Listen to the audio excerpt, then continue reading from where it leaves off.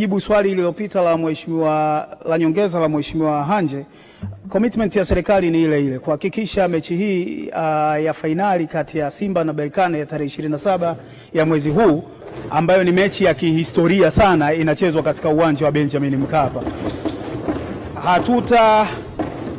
Hatutakuwa tayari kupokea kitu chochote chini ya hapo, na kama ambavyo nimesema, serikali imefanya kila linaloweza, ikiwemo kuajiri kwa dharura mkandarasi mwenye uzoefu mkubwa katika masuala ya kutengeneza pitch ili kuhakikisha uwanja ule unatengemaa.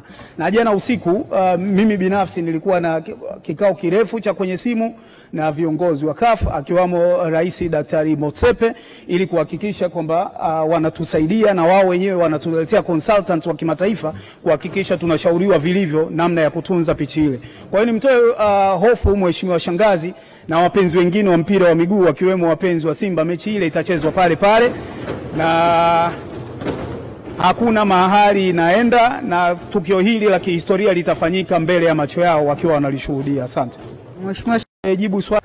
Sasa moja kati ya habari ambayo imekuwa inateka headlines sana kupitia mitandao ya kijamii leo ni habari ambayo inahusiana na taarifa kutoka kwa CAF, ambapo taarifa hiyo ilikuwa inasema kwamba timu ya Simba Sport Club wabadili uwanja wa nyumbani, badala ya kuchezea kwa Mkapa wakachezea katika uwanja wa Amani Complex huko Zanzibari. Sasa hayo yote yameweza kuzua gumzo sana, ikiwa ni baada ya moja kati ya mjumbe wa bodi ya Simba wa zamani Crescentius Magori aliweza kuposti hiyo habari na kupinga vikamilifu na vikali hili tamko ambalo limeweza kutolewa na CAF, na kuweza kusema kwamba mpaka sasa tiketi 12,000 zimeshanunuliwa, alafu katika uwanja wa New Aman Complex unajaza watu wasiopungua 15,000.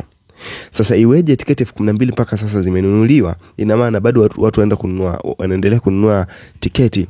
Eti CAF wanakuja kuzuia mechi isichezwe kwa Mkapa kwa sababu tu ya hali ya hewa, tu kwamba mvua inaweza kanyesha. Hizi ni chokochoko ambazo zinatengenezwa na Berkane kwa sababu wanajua uwanja wa Mkapa wakienda lazima pressure iwe kubwa, kwa sababu mashabiki pia huwa wanajaa wa klabu ya Simba, wanakuwa na morali kwa sababu ndio uwanja wao nyumbani na mazoea ya wachezaji. Sasa ni kama vile chokochoko fulani ya kisaikolojia ambayo imeanza kutengenezwa na Berkane kufuatia mchezo huo. Sasa mbali na hayo yote, sababu za Simba sasa kutotaka kutumia uwanja huu ni upi? Sababu za Simba kutotaka kutumia uwanja huu ni hizi hapa kama ifuatavyo. Mashabiki wa Zanzibari wamepoza sana, yani mechi inachezwa wamepoa, hata goli likifungwa kusimama ni shughuli na mtihani.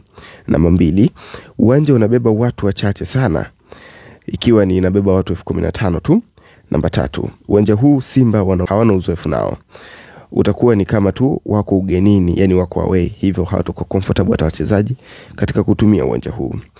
NB, mapendekezo, mashabiki wa Zanzibari wachangamkie hiyo posti iliweza kupostiwa na Swahili Soka kupitia mtandao wa Instagram, wakiposti hiyo hapo sala. Lakini kuna jambo jingine ambalo limeweza kujiri mapema hivi leo. Hii page ya Swahili Soka waliweza kumchambua Hans Raphael kwa kusema kwamba ni mchambuzi ambaye anachambua kwa kupendelea timu fulani na kuchukia timu fulani, swala ambalo mchambuzi hatakiwi kuwa hivyo.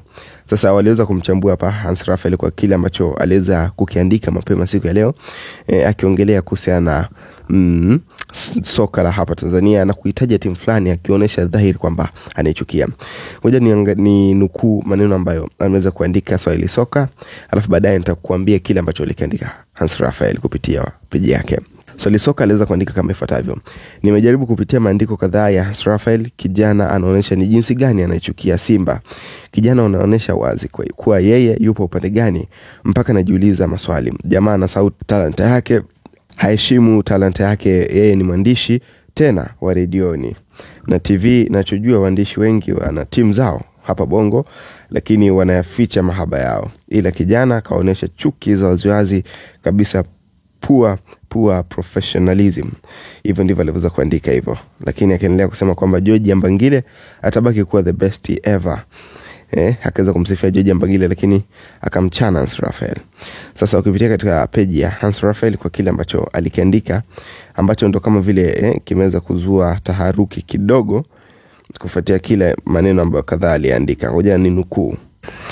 Sasa kupitia page yake ya Instagram, Hans Raphael aliweza kuposti hapa picha jinsi kama unavyoona, lakini akaandika ujumbe ambao ulikuwa unasomeka kama ifuatavyo. Mimi nanukuu tu. Chuma kinaitwa Fawz Lekjaa. Hiki ni chuma ambacho kimemiliki Berkane kwa muda mrefu sasa. Huyu jamaa ni mtumishi mkongwe wa serikali wa Morocco, rais wa shirikisho la mpira Morocco, lakini pia ni makamu wa rais kafu. Jamaa ana nguvu sana pale kafu na anahusika na maamuzi mengi kwenye mpira wa Afrika.